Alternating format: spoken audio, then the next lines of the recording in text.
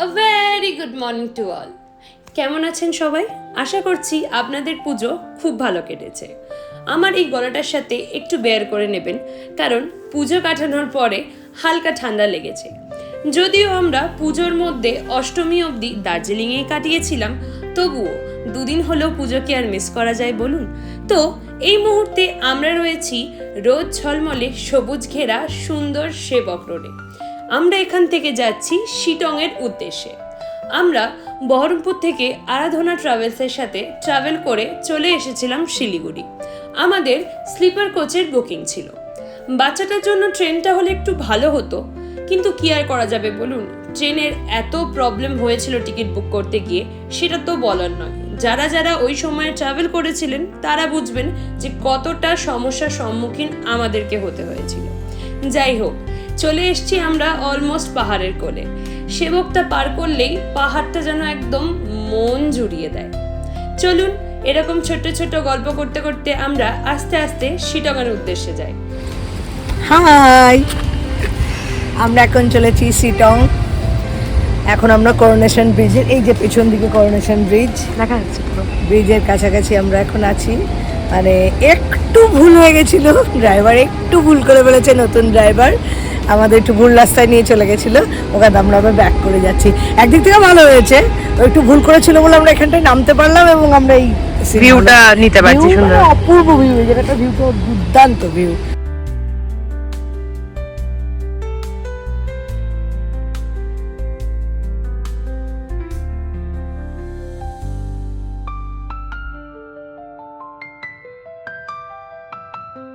আমরা চললাম একটা ছোট্ট ঝর্ণার উদ্দেশ্যে।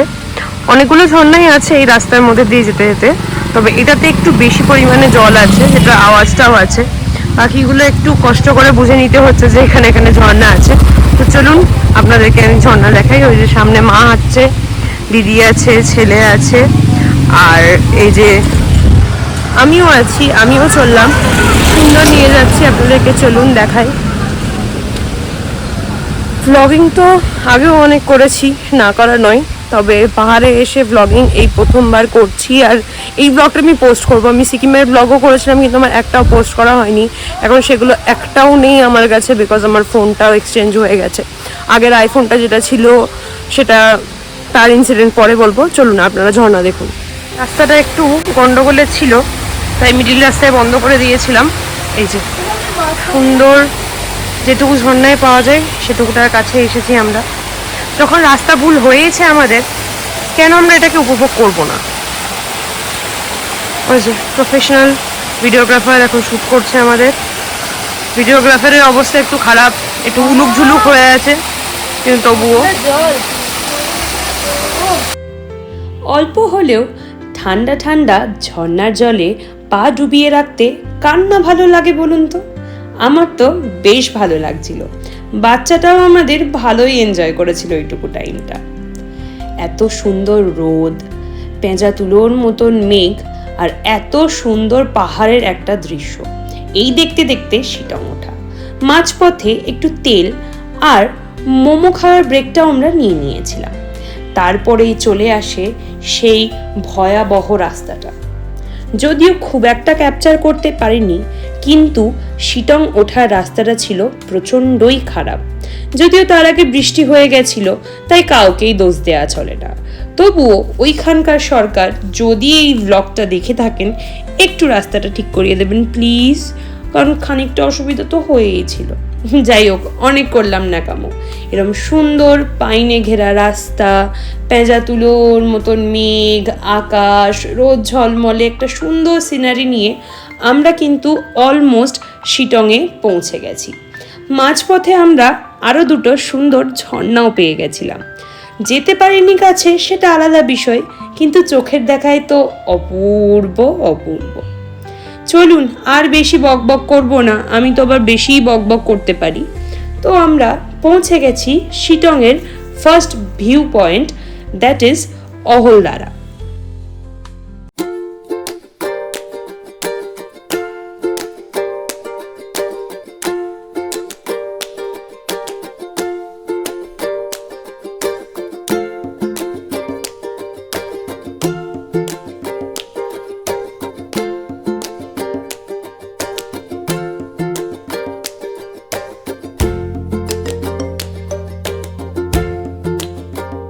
জানি না ওটা বাড়ি না হোমস্টে, তবে ওইখানটায় থাকতে পারলে মনটা একদম কিন্তু জুড়িয়ে যেত। এখনও যদিও আমাদের হোমস্টেটা কোথায় দিয়েছে জানি না, বাট এই যে সুন্দর ভিউটা, উফ, মানে সত্যি সত্যি। এই যে মেঘটা দেখছেন তো, এটা কিন্তু আমি যেখানে দাঁড়িয়ে আছি এখানেও আছে, একটা ঠান্ডা অনুভূতি দিচ্ছে। ওই দেখুন, ওই যে বয়ে চলেছে তিস্তা নদী।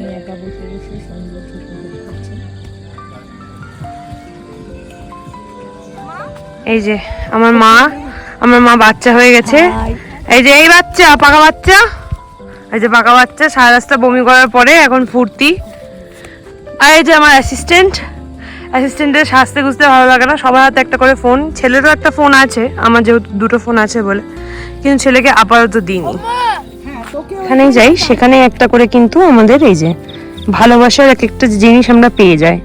এটা হচ্ছে আমার বাড়িতে আছে ঘন্টু, ওর মতন দেখতে, তাই ওর নাম দিয়েছি আমরা মন্টু। এই যে মন্টু বসে পড়লো। মন্টু, তুমি মন্টু বলো? হ্যাঁ বসে পড়লে? ওলে বাবালে, ওলে বাবালে। শিটং একটু হলেও মেন দার্জিলিংয়ের থেকে অফবিট, তাই দেখার খুব একটা কিছু না থাকলেও এই যে মন জোড়ানো সিনারি, এটা দেখলেই কিন্তু আপনার মনে হবে যে কষ্টটা করে এত দূর পৌঁছেছি সেটা সার্থক। মেঘ বয়ে বয়ে চলে যাচ্ছে পুরো শরীরকে ঠান্ডা করে। এই যে পুরো পাইন ফরেস্টের মধ্যে দিয়ে হেঁটে আমরা চললাম নামতিং পোখরির দিকে। কি সুন্দর লাগছে দেখুন একবার, পাইন ফরেস্টের মধ্যে সুন্দর সূর্য রশ্মি পড়ছে, উফ দুর্দান্ত। একটা ছোট্ট স্টোরি বলি, আমি ছোট থেকে প্রচণ্ড সমুদ্র ভালোবাসতাম, কারণ আমার বাবা প্রচণ্ড জল ভালোবাসে আর আমার মা প্রচণ্ড পাহাড় ভালোবাসে। তো যেরকম বলে যে সন্তানরা বাবার দিকে একটু বেশি যায়, তো আমিও বাবার দিকে একটু বেশিই গিয়েছিলাম। তো আমার সমুদ্রটাই ভালো লাগতো। তারপরে আজ এই 25 বছর বয়সে আমার মা আমাকে ফার্স্ট সিকিম নিয়ে যায়। দার্জিলিং আমি এসেছিলাম একবার, কিন্তু খুব ছোটতে। সিকিম যাওয়ার পর থেকে আমার এমন নেশা ধরেছে, মানে পাহাড় ছাড়া আমার আর কিচ্ছু ভালো লাগে না। এখানে লেকটা, কিন্তু লেকে খুব একটা জল নেই। উপরে শুধু পাইন বন, কিচ্ছু নেই উপরে, যারা যাচ্ছে শুধু এমনি ঘুরে চলে আসবে, কিছু নেই। ও আমি ব্লগে দেখে নিয়েছি। দেখুন আমার মা ব্লগে সবকিছু দেখে নিয়েছে, আবার এদিকে আমারও ব্লগ চলছে। এই যে এই একটা জিনিসটা আমার একটু পোষালো না, বিনটা একটু ছোট হয়ে গেছে, কিন্তু কি করা যাবে। এই দেখুন লেকে খুব একটা জল নেই, তবুও নামথিং পোখরি লেক দেখতে আসা যখন, তখন লেক। হ্যাঁ হাওয়াটাও ভীষণ। কিছু ছবি তুলে ও সামান্য কিছু ফ্রিজ ম্যাগনেটস ওখান থেকে কেনাকাটার পরে আমরা মেঘের রাজ্যে মেঘকে সাথে নিয়ে চা বাগানকে সাক্ষী রেখে চললাম টুক টুক টুক টুক করতে করতে আমাদের হোমস্টের দিকে। যদিও খুব একটা ভিউ পয়েন্ট নেই শিটংয়ে, তাও আমরা যে দুটো ভিউ পয়েন্ট দেখেছিলাম, এক অহলদারা ও আরেক নামতিং পোখরি, দুটোই আমাদের খুব ভালো লেগেছিল। আরও দুটো দেখার জিনিস ছিল, একটা চা বাগান ও আমাদের লেপচা মনেস্ট্রি আই গেস, কিন্তু দুটোই এত বাজে কন্ডিশনে ছিল, কমপ্লেন করছি না, বাট বাচ্চাটারও শরীরটা খুব একটা ভালো লাগছিল না, তাই আর ওখানে আমরা টাইম ওয়েস্ট করিনি। আমাদের পুরো যে টোর প্ল্যানটা রয়েছিল সেটা কিন্তু আমি আমার ডেসক্রিপশন বক্সে দিয়ে দেবো, চাইলে আপনারা চেক আউট করতে পারেন। চলুন, অলমোস্ট চলে এসেছি। অনেকটা চড়াই উতরাই করে এই যে আমরা এসে পৌঁছেছি আমাদের এই সুন্দর হোমস্টেটাতে।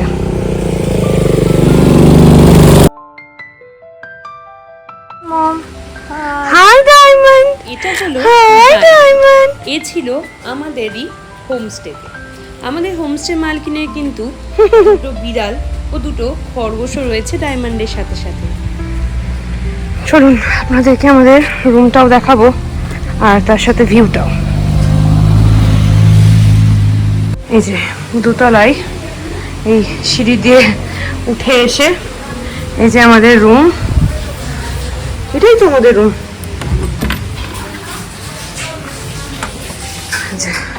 কবজা হয়ে গেছে আমাদের রুমে। একটা বেড ডাবল, এই একটা বেড ডাবল। এই যে এটা হচ্ছে সেই সুন্দর ভিউটা আমাদের হোমস্টে থেকে। উফ, মেঘটা দেখতে পাচ্ছেন একবার? মেঘও বলে দিচ্ছে হাজার পাহাড়ে আসলেও এখন কিন্তু তোর দেশে, সরি তোর শহরে চলছে দুর্গাপুজো। এই সুন্দর ভিউর সাথেও কিন্তু দূরে একটা ঝর্ণার আওয়াজ লক্ষণীয়। আমরা এখন লাঞ্চ করতে এসেছি, ফ্রেশ বাগেরা সমস্ত কিছু হয়ে গেছি, লাঞ্চ আসবে। আমি তো ভেরি এক্সাইটেড, কারণ আমার ওই ফ্রেশ বাগেরা মানে চান টান করে পুরো ফ্রেশ ট্রেশ হয়ে গেছি। আর আমার হোমস্টে খাবার দাবার এত ভালো লাগে বলার না, আমি তো খুব এক্সাইটেড। দেখা যাক, আমাদের একটু একটা ছোট মিসঅ্যাপ হয়েছিল, মিসঅ্যাপ ঠিক বলা চলে না, কারণ আমাদের নেটওয়ার্ক নেই এখানে, একদমই নেটওয়ার্ক পাইনি বলে উনি আমাদেরকে কল করছিলেন। একটু রান্না বসাতে ওনার লেট হয়েছে, তবুও এখন প্রায় 1-1:30 বাজছে, রান্না হয়ে গেছে, এখন আমাদের খাওয়ার পালা। আহা, মন প্রাণ জুড়ানো এত সুন্দর সিনারির সাথে গরম গরম ধোঁয়া ওঠা লাঞ্চ, কি যে ভালো লাগবে। চলুন লাঞ্চের পরে একবার গিয়ে দেখে আসবো ঝর্ণা পাই কিনা। আজ লাঞ্চে ছিল ভাত, ডাল, স্কোয়াশের তরকারি, ডিম কারি, স্যালাড, পাঁপড়।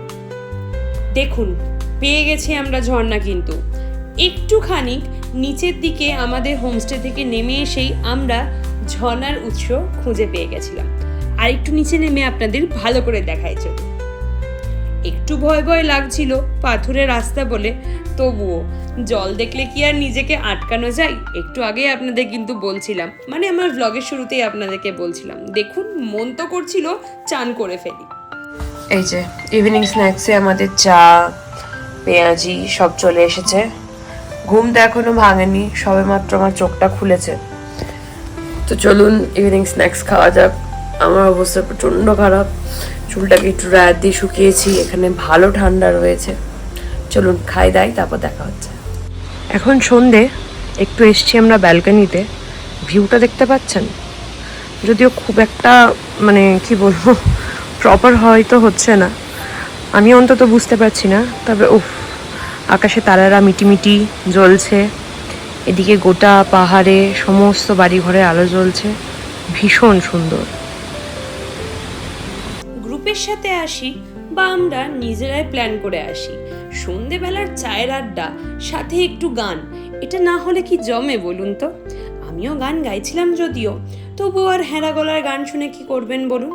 যাই হোক, এত সুন্দর দৃশ্যর সাথে সবাই আড্ডা দিচ্ছে, আমিও আছি, টুক করে নিজেকে একটু দেখিয়েই নিলাম। হাই হাই, আমাদের গুগলির মতন, গুগলি ছিল না আমাদের আগে, একদম same. Dinner time dinner time dinner time, আড্ডা দিতে না দিতেই সুন্দর গরম গরম রুটি, চিকেন আর আলু ভেন্ডির সবজি দিয়ে কিন্তু ওরা আমাদেরকে ডিনার সার্ভ করে দিয়েছিল। একটা কথা কি জানেন তো, কথাতেই আছে ঢেকি স্বর্গে গেলেও কিন্তু ধান ভাঙে। আমার মায়ের হচ্ছে ঠিক তাই। আমার মা শিটংয়ে গিয়েও কিন্তু রুটি কি করে করতে হয় তা শিখিয়ে এসেছিল আন্টিকে। আন্টি নিজেই জিজ্ঞেস করেছিল যে আমার তো মোটা মোটা রুটি, আপনাদের মতন অত সুন্দর রুটি হয় না, আপনারা যে কি করে করেন আমি তো বুঝে পাই না। তো আমার মা হাত লাগিয়েই ফেলেছিল, দেখাতে লেগে গেছিল যে এত সুন্দর পাতলা পাতলা নরম নরম রুটি আমরা কি করে বানাই। এটা কিন্তু মানতে হবে, আমার মায়ের হাতের রুটিটা কিন্তু অপূর্বই হয়। চলুন, জীবনের খুঁটিনাটি যখন আমাদের চ্যানেলের নাম, তখন জীবনের খুঁটিনাটি কেনই বা দেখাবো না? এটাও তো একটা ছোট্ট খুঁটিনাটির মধ্যে পড়ে, যে আমার মা রুটিটা খুব সুন্দর করে। बड़ा बड़ा करके बनाइए, बड़ा बड़ा छोटा छोटा बेलते ना वही को ना ताव दाओ ना, আমরা কেমন করে বানাই हम लोग कैसे बनाते हैं वो हां तो मजा ले बना से চিমটি আছে। এই যে রুটি মাস্টার রুটি করছে, এখানে এসে মামা রুটি করছে, মামি বাড়িতে মামি। মামা কেন, সবাই দেখবে। इसको ऐसे ओ उल्टा ऐसे पकड़ते हैं। उतना जल्दी जल्दी जल्दी तब वो फूलेगा पूरा। हम लोग ऐसे बनाते हैं पापड़ की तरह ना? पापड़ नहीं होता है? नहीं, वो पूरा नरम होता है। नहीं, रोटी पतला पतला पापड़ जैसे हो गया। बस कहाँ पे? अरे बाप रे। ठीक है, हम लोग एक रोटी रखना पड़ता है। एक रोटी कोलकाता वाला का ही खाएगा भैया लोग। आप ऊपर का जो गेस्ट ये हम लोग का लगता है कल सुबह आपके हाथ का खाना पड़ेगा। अरे कल सुबह क्यों खाएंगे? जैसे हम आपके घर आएंगे आप हमारे घर आओगे। 2020, 2025, 2030 में हम इससे भी छोटे 2030 में क्यों आना है? 5 साल बाद तो आते हैं आप लोग, जल्दी जल्दी। हम लोग 5 साल बाद नहीं आते, हम लोग सिक्किम पिछले साल आए थे और करशियंग तो इस साल ही आए थे। इसका उम्र है 12, बड़ा है। इससे भी 2 साल छोटी थी। मैं 10 साल से रोटी बना रही हूँ, तब से बना रही हूँ। मेरी मम्मी नौकरी करती थी, पापा भी नौकरी करते थे, तो मम्मी को हेल्प करने के लिए ये सब बनाना ही पड़ता है। बहुत छोटी उम्र से। हम लोग को लेकिन वैसे नहीं आता। हम लोगों को पतला होता है लेकिन सॉफ्ट होता है। सीखा ही नहीं ना, ऐसा करके फिर ऐसा करके कुछ बस, नहीं, एक बार बस, लगा बस। दो बस। बड़ा बड़ा बड़ा बड़ा, आप लोग छोटे छोटे, हम बड़ा बड़ा। এই পুচকেটার নাম হলো স্নোই। আমি জানি না ওর নামটা অ্যাকচুয়ালি স্নোই কিনা, তবে নামটা আমিই দিয়েছিলাম। দেখুন ওর বক্তব্যটা হচ্ছে, এই কেড়ে কে আমার ভিডিও করছিস। তবে যতক্ষণ আমার মা রুটি বানানো দেখিয়েছে আন্টিকে, ও কিন্তু ততক্ষণ এইভাবেই মায়ের ড্রেসের সাথে খেলে গেছে। আমি জানি না ও কী মজা পেয়েছিল। আমার দিদিরও দু একটা বিড়াল ছিল, তারাও অবশ্য এরকমভাবেই খেলাধুলা করতো। তো চলুন, অলমোস্ট আমরা ভ্লগের এন্ডের দিকে চলে এসেছি। সকাল হলো, সকাল থেকে আস্তে আস্তে দুপুর ঘনিয়ে সন্ধে ঘনিয়ে রাত। দিনটা কিন্তু খুবই সুন্দর গিয়েছিল আমাদের। আমরা একটু টায়ার্ড ছিলাম ঠিকই, কারণ বাস ট্রাভেল, সেখান থেকে আবার গাড়িতে ট্রাভেল, শিটং ওঠা, রাস্তা খারাপ, ওঠা নামা, সিনারিজ দেখা, সব কিছু মিলিয়েই দুর্দান্ত ছিল বলা চলে। চলুন, এই যে সুইটি আর স্নোইর মারামারি আপনারা দেখুন। দেখতে দেখতে আমি আজকে আপনাদেরকে এখানেই বরঞ্চ টাটা বলি। দেখা হবে খুব শিগগিরই আরও একটা ব্লগে। ভালো লাগলে লাইক, কমেন্ট আর শেয়ার করে দেবেন।